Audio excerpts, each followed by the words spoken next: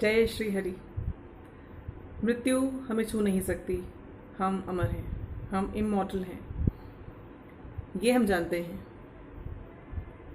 और इस अमरता को अनुभूति में लाना, इसे अनुभव करना, इसे पाना, यही हमारा लक्ष्य है।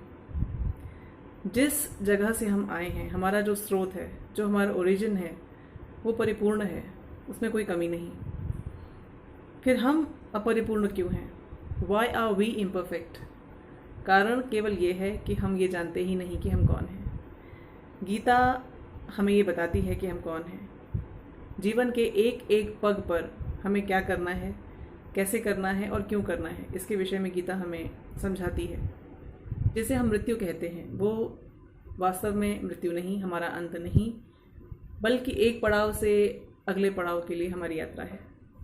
और इस तरह से एक पड़ाव से दूसरे पड़ाव की ओर जाते जाते हम जिसे पा रहे हैं, ये वही परिपूर्णता है जो हमारे स्रोत में है, जिसे हम परमेश्वर या गॉड कहते हैं। अब जब जीवन की यात्रा में हम इस आयाम में हैं जहाँ एक शरीर हमें दिया गया है, एक नाम, एक रूप के द्वारा हम अन्य लोगों द्वारा इस आयाम में जाने जाते हैं, तो हम क्या करें इस परिपूर्णता को पाने के लिए? गीता यही समझाती है। करना ये है कि जो कुछ भी हमारे जीवन की कथा में हमारे सामने आता है, इसे बहुत खुले मन और बड़े ही खुले हुए दिमाग के साथ देखना है और इसमें से लगातार अपने लिए पाठ निकालने हैं। लगातार अपने आप को पहले से बेहतर और बेहतर और बेहतर बनाते चले जाने का प्रयास करते रहना है। जापानीज़ भाषा में एक शब्द है काइजन, KAIZEN। ये लगभग 15-20 सालों पहले मुझे ये शब्द पता चला था और बड़ा सुंदर अर्थ है इसका। इसका अर्थ है कंटिन्यूअस एंड कांस्टेंट इम्प्रूवमेंट। लगातार अपने आप को पहले से और अच्छा बनाते जाने का प्रयास करते रहना, लगातार करते चले जाना। तो जब इस शब्द को आप अपने जीवन में लगाते हैं तो आप बट जैसे शब्दों को अपने शब्दावली से बिल्कुल निकाल देते हैं। मुझे बेहतर बनना है और बस, यही आपका एकमात्र डेडिकेशन बन जाता है, यही आपका एकमात्र कमिटमेंट बन जाता है। और ये कमिटमेंट आपका अपने प्रति होता है। सामने क्या हो रहा है, जो व्यक्ति आपके सामने प्रस्तुत हुआ है किसी भी भूमिका में, वो कैसा है, ध्यान इस पर से हटाकर वो आपको क्या सिखा रहा है, यहाँ पर होना चाहिए। कम से कम मैंने तो अपने जीवन में यही सीखा। सामने खड़ा हुआ हर व्यक्ति, आपके जीवन में किसी भी प्रकार की भूमिका में आया हुआ व्यक्ति आपको कुछ ना कुछ सिखा रहा है। और ये मैं बार बार, कितनी भी बार इसे रिपीट करूं, इसकी वैल्यू, इसकी रेलेवेंस कभी कम नहीं होगी। तो अभी दुर्योधन, जो कि एक पूरी तरह अधर्म और बुराई से भरे हुए चरित्र हैं, एक व्यक्तित्व ऐसे हैं जिनसे ऐसा लगता है कि हम कुछ भी नहीं सीख सकते। परंतु जब बात श्रीमद् भगवद गीता की आती है तो हम ये देखते हैं कि दुर्योधन भी हमें सिखाते हैं, कुछ बहुत ही महत्वपूर्ण सिखाते हैं। इन्होंने अभी तक जो कुछ भी बोला है, इससे हमने बहुत कुछ सीखा है और पाठ अभी भी चल रहा है। दुर्योधन की कोचिंग क्लास में हम बैठे हुए हैं। अपने आचार्य को, जो इनके सेनापति हैं, आचार्य द्रोण, इनको ये बता चुके हैं कि मेरी सेना के बड़े बड़े नायकों के विषय में मैं आपको बताना चाहता हूँ। और जब वो उन हीरोज़, उन नायकों के विषय में उन्हें बताते हैं तो सबसे पहले वो द्रोण का ही नाम लेते हैं और इस तरह द्रोण को अपने हृदय में उपस्थित सम्मान और उनके प्रति विश्वास को बड़ा ही खुलकर वो जताते हैं। इसके बाद जब वो अन्य नायकों की बात करने वाले हैं तो यही है श्लोक 9 का सब्जेक्ट मैटर, जिनके लिए इन्होंने कहा अस्माकम दुविशिष्टा और नायका मम सैन्यस्य। ये सब इनकी फ्रंट लीग है, फर्स्ट लीग ऑफ इनके जो हीरोज़ हैं, इसके विषय में इन्होंने बताया है। अब ये अगली लीग के विषय में भी बताते हैं और इसके साथ साथ अपना विश्वास अपनी टीम में बिल्कुल बिना किसी संकोच के जताते हैं, अपने आचार्य के सामने, अपने सेनापति के सामने। ये कहते हैं इस 9वें श्लोक में, अन्ये च बहवः शूरा मदर्थे त्यक्त जीविताः नाना शस्त्र प्रहरणाः सर्वे युद्ध विशारदाः। ये कह रहे हैं अन्ये च बहवः।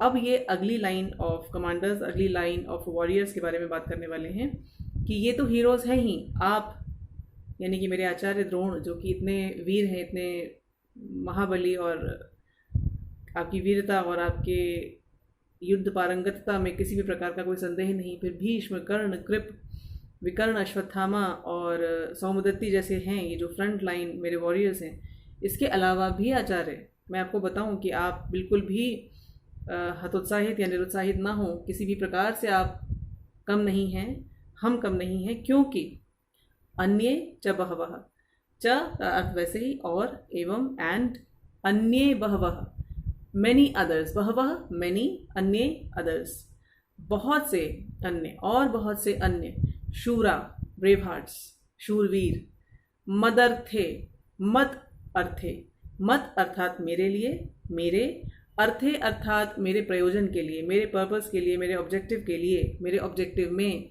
मेरे इस एंडेवर में, मेरे इस प्रोजेक्ट में, त्यक्त जीविताः, त्यक्त अर्थात गिवन अप, छोड़ दिया, त्याग दिया, जीविताः, जीवन ही छोड़ दिया है इन्होंने, मतलब मेरे इस एंडेवर में ये इतने समर्पित हैं, मेरे प्रति इनकी जो लॉयल्टी है, जो निष्ठा है, जो वफादारी है, वो इतनी सुदृढ़ है कि इन्होंने अपने जीवन के प्रति भी निष्ठा छोड़ दी है। इन्होंने तो जीवित रहना ही छोड़ दिया है। अब ये केवल मेरे प्रयोजन, मेरे पर्पस के लिए डेडिकेटेड एक रोबोट की तरह समझ लीजिए। अब ये इनका एक ही उद्देश्य है कि बस मेरे उद्देश्य के लिए इनको लड़ना है। फिर ये इनकी क्वालिटीज़ के विषय में बताते हैं। नाना शस्त्र प्रहरणाः, नाना अर्थात मैनी, बहुत तरह के, वैरायटी ऑफ, वेरियस, शस्त्र वेपन्स, प्रहरणाः, प्रहरणाः जो है ये प्रहरण का बहुवचन है। प्रहरण का अर्थ है पहने हुए, वेयरिंग, और प्रहरणाः कहने से अर्थ है जिन शूरवीरों की मैंने बात की, ये बहुत सारे विभिन्न विभिन्न प्रकार के शस्त्रों को पहने हुए हैं।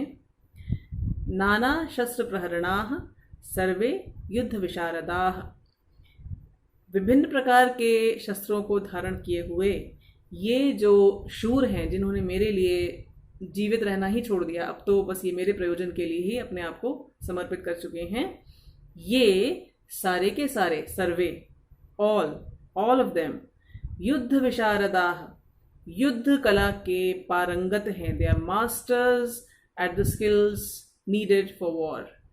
युद्ध विशारद हैं ये सारे के सारे।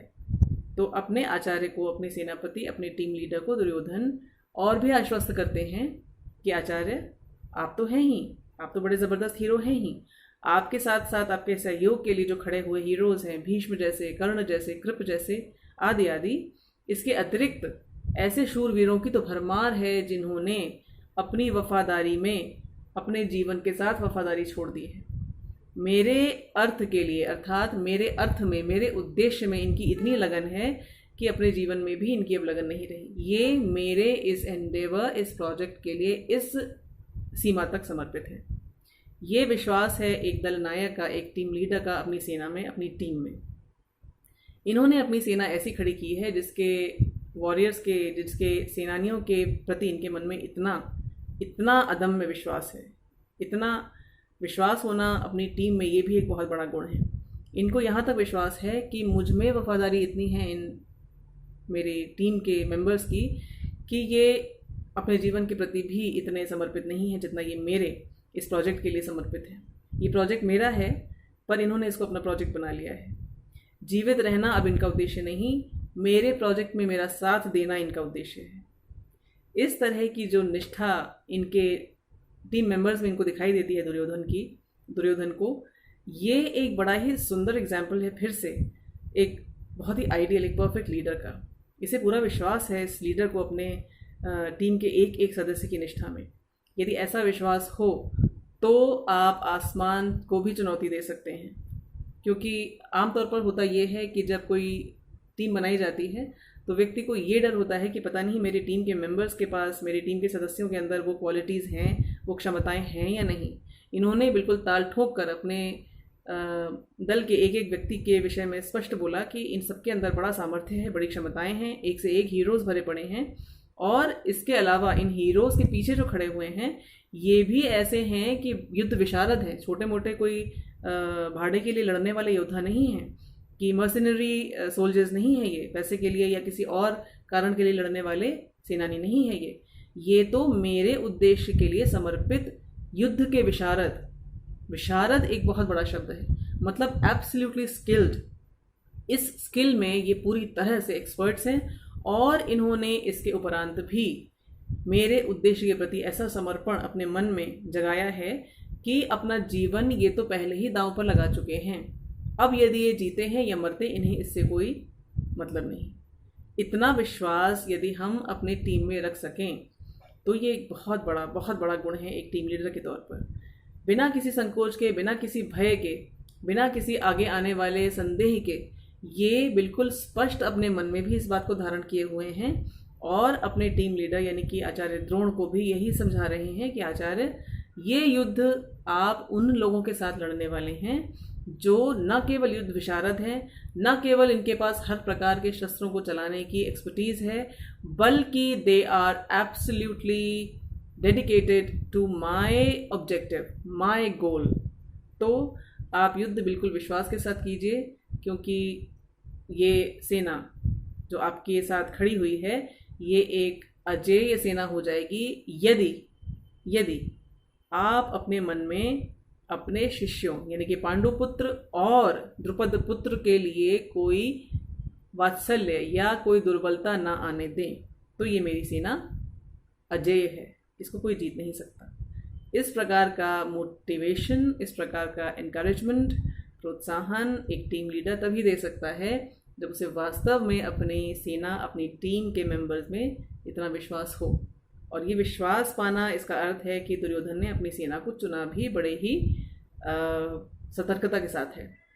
तो ये आज का पार्ट कि अपनी टीम को चुने बड़े ही ध्यान के साथ, बड़ी सतर्कता के साथ, ये ध्यान में रखते हुए कि जो मेरा उद्देश्य है, जो मैं पाना चाहता हूँ, क्या ये उद्देश्य इन लोगों का भी होता है या नहीं। यदि इस उद्देश्य को कॉमन उद्देश्य, कॉमन ऑब्जेक्टिव, कॉमन गोल समझकर एक टीम कार्य करेगी, तो सेकंड जो चीज़ है वो ये देखनी है कि इनके पास एक्सपर्टीज़ क्या है। जिस प्रकार की मुझे कुशलता चाहिए अलग अलग स्तरों पर, क्या वो इन सबके पास है। दुर्योधन ने इसके लिए जब कहा नाना शस्त्र प्रहरणाः, तो इन्होंने बिल्कुल स्पष्ट कहा कि कोई भी वेपन हो, कोई भी शस्त्र हो, ये मेरी जो सेना है, मेरी जो टीम है, ये इन सबको चला सकती है, इनको धारण किए हुए है, तो कोई कमी यहाँ पर भी नहीं है। और फिर वो कहते हैं युद्ध विशारदाः, युद्ध में विशारद है, यानी कि जिस ऑब्जेक्टिव के लिए जो कार्य करने वाले हैं हम, यानी कि युद्ध करने वाले हैं, ये इसके लिए स्किल्ड हैं, एक्सपर्ट्स हैं।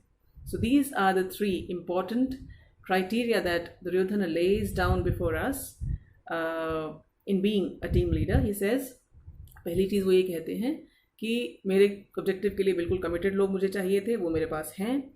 फिर मुझे जो स्किल्स चाहिए, जो चीज़ें मुझे जिस आर्ट, जिस स्किल की का ज्ञान रखने वालों की आवश्यकता है, वो भी हैं। और न केवल इतना, बल्कि वो उसके एक्सपर्ट्स हैं, केवल करना जानते ही नहीं, बल्कि उसे सबसे अच्छे, सबसे बेहतरीन तरीके से करना जानते हैं।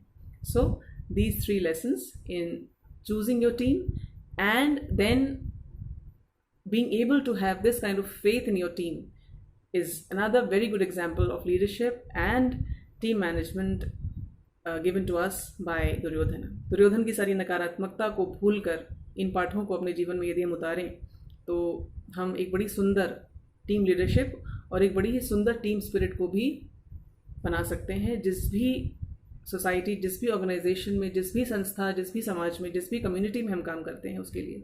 तो ये पाठ सीखिए और मैं भी सीख रही हूँ। इसके बाद हम फिर से मिलेंगे दुर्योधन आगे क्या कहते हैं इसको जानने के लिए।